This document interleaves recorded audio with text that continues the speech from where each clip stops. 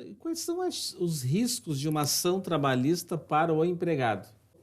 Durante muito tempo aí, a gente volta àquele assunto lá do início, né? A gente tinha uma percepção de que a Justiça do Trabalho ela não condenava ninguém, de que podia entrar, se pedisse um monte de coisa e não ganhasse nada, não teria problema.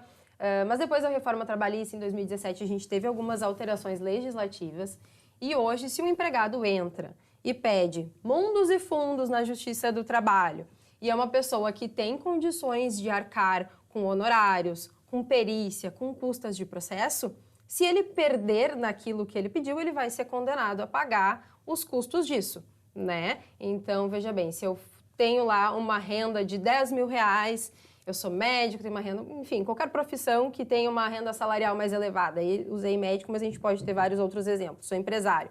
Entro na Justiça do Trabalho dizendo que eu tenho direito a um monte de coisa e eu perco esse processo. Se eu tenho uma renda de 10 mil reais, a Justiça entende que eu tenho possibilidade de custear com aqueles pedidos que eu fiz e que eu não comprovei que eram verdadeiros.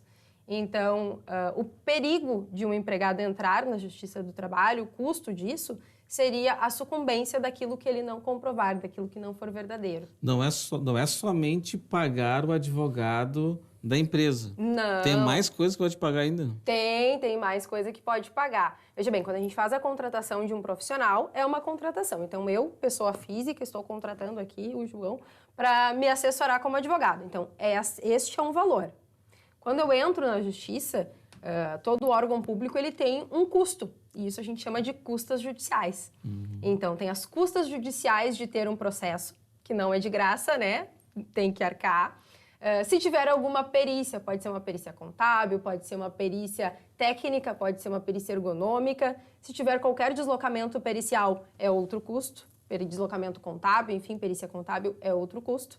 E ainda daqueles pedidos que eu fiz e que eu não comprovei, que eu não tive êxito, eu pago sucumbência, que seria eu arcando com os custos do advogado da parte contrária, porque ele me venceu.